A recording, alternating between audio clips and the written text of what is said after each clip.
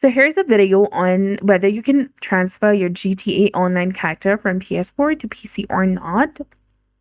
But you can migrate your profile through either the GTA Online landing page or pause the menu once you have signed into the Rockstar games on your preferred console. Remember that progress cannot be migrated between the PlayStation 4 or Xbox One and PC.